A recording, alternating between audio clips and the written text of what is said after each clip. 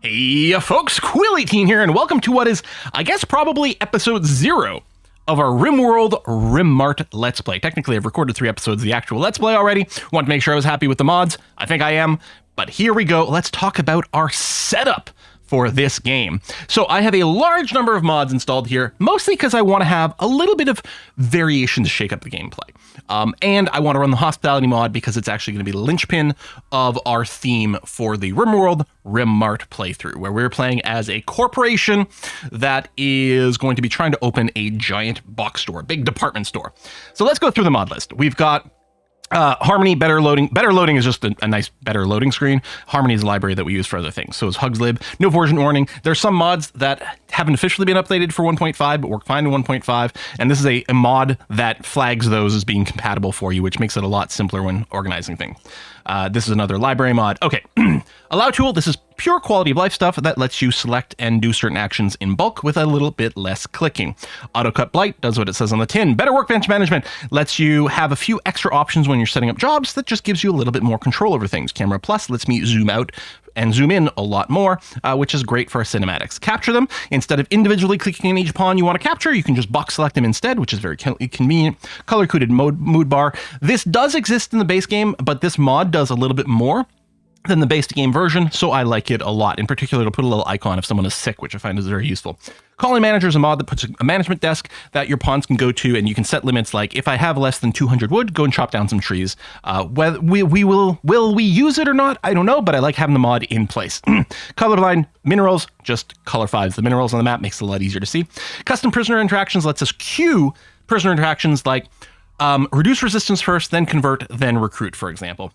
It avoids a lot of situations where I put someone on like convert and then forget about them for the next 3 years and they're just in prison the entire time. Don't block door does change the gameplay slightly. It makes it so that it's literally impossible to drop an item in a doorway, which stops them from ever getting jammed. This is an example, by the way, of this is technically not updated for 1.5, but it's not showing up as red over here because it has been tested to work fine in 1.5, and so the no version warnings is not flagging this as red. Fluffy breakdown, this changes gameplay. This changes it so that electronic devices, instead of randomly breaking down and therefore then needing a component to replace it, instead they require constant maintenance. This is a pretty big time sink for your pawns, but to me feels more reasonable and more realistic, and I like it a lot. All mine chunk is pure quality of life stuff. It makes it so that if you are mining with the default setup, if you are mining in your home zone and it leaves a chunk behind, a chunk of stone, it automatically toggles on the haul this command for this rock. Same as if you could do manually, but it means that like when you're mining out a mountain base or something, which isn't going to be relevant on this playthrough, but it's still such a nice thing. But when you're mining out a mining base, it just makes life so much sweeter because it saves you about 30,000 clicks over the course of the game while doing nothing that you can't do yourself. Interaction bubbles. Just bubbles. Mod option sort just improves the option screen. Mood alerts lets you know if one of your colonists has a mood that could be addressed. So for example, a clothed nudist or something of that nature. No job authors, so this changed the gameplay. To me, I really think that this is my preferred way to play.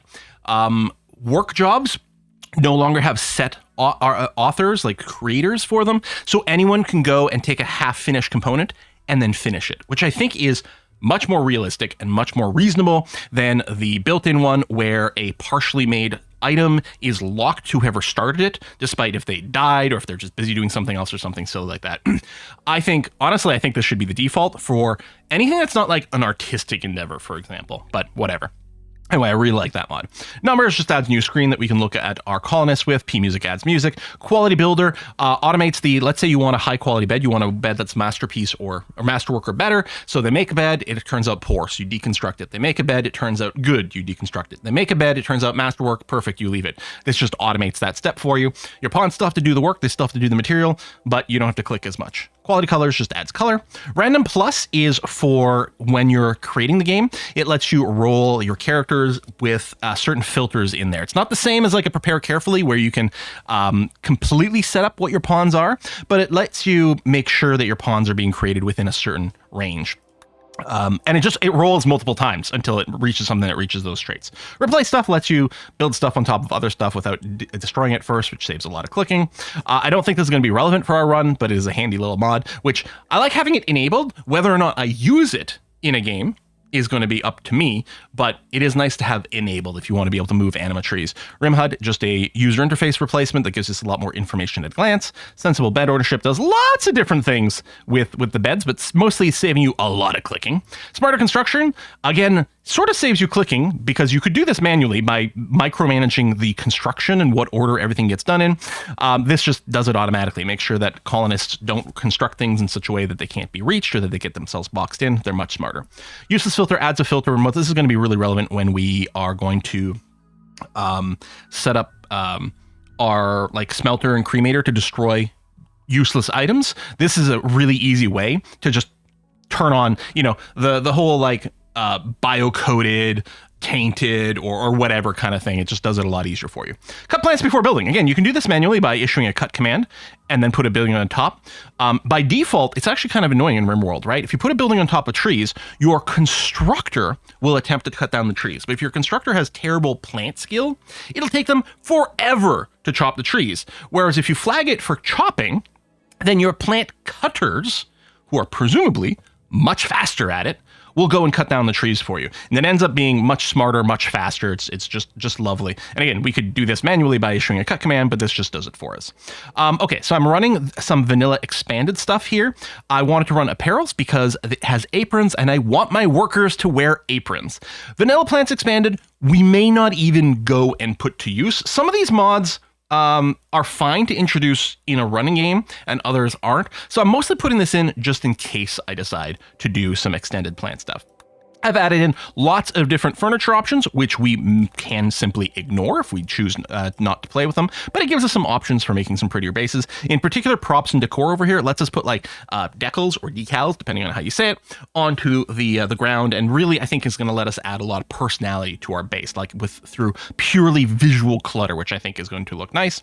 And yeah, the vanilla furniture expanded. Vanilla cooking, so again, we may or may not make use of this, but I wanted it in the game so that it's available as an option.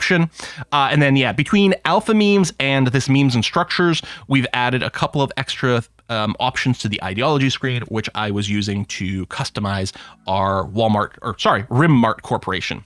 Xenotype randomizer, this is just when you're setting up a game, you can randomize the xenotypes of people rather than just pick a pre-made species or having to make your own. I didn't end up using this in this particular playthrough. All my people are generic baseliners, but I had actually meant to do this and forgot before I set it up. I forgot to randomize their xenotypes, just give them something a little bit random. Better pawn control does like a bunch of different things. The big thing is it does let you set two sort of setups for people's outfits and things, and then like toggle when there's an emergency. We may or may not make use of this. The big thing with this is that if I go and use things like the vanilla expanded apparel and have people in work clothes, and then we get attacked and I want them to all put on their body armor, take off their aprons, we can do this with minimal clicking using better pawn control. Will we use it? We'll see how we go. Pick up on haul, people will just haul things a little bit smarter. This does change gameplay. This is not just pure vanilla stuff, but it tends to make, the pawn activity tends to feel more reasonable. It looks more realistic with this on. Smart medicine, I actually quite like pharmacist, but it hasn't officially been updated in a long time. This is like a fan update of it. The thing is, I just, by default in RimWorld, people will always try to use the best medicine all the time. Someone's got a bruise. Oh, okay, well, it's okay. We got some Glitter World medicine to use, which is insane. So what you can do is you can restrict all your pawns to only use herbal medicine or something like that. But then when something really bad happens to them, you got to remember to go and increase the level so that they get the better medicine, yada, yada, yada. Anyway, pharmacist had a bunch of ways to like tune how that works. Smart medicine does a few different things, like medicine from inventory, which we may or may not have pawns carry medicine. But the big thing is right here, an option to use cheaper medicine if it'll just do just as well, and minimal medicine for non-urgent wounds, which is really what I'm looking for. If someone's not bleeding, like, it's fine. Just, give them a little kiss on the boo-boo so that they feel better, and then send them out to work. Improved need indicator, add some extra tooltip information we're looking at need. Snap out does change gameplay. This is when someone's having a mental break. People who I think are flagged as wardens can go and try to talk to the pawn and try to get them to snap out of it. It feels good. I really like the interaction. It feels nice, but it does change the gameplay. This is just a better drawing tool or a different drawing tool for drawing structures. Faster smoothing. I don't think it's going to be relevant for this run, but smoothing is quite slow. This increases the base speed.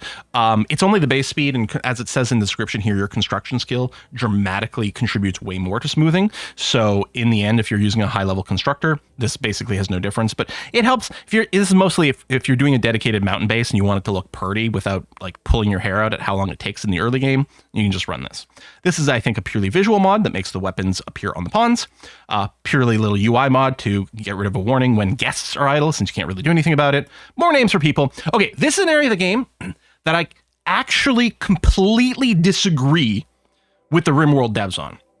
I can't understand why the devs, and it has been a long time now, it's been a while, the devs have decided that if you want to get rid of ancient junk on the map, you have to draft your pawn, get it to attack it, which takes a while, and then when it's done, then go and attack something else, or remember to undraft your pawn.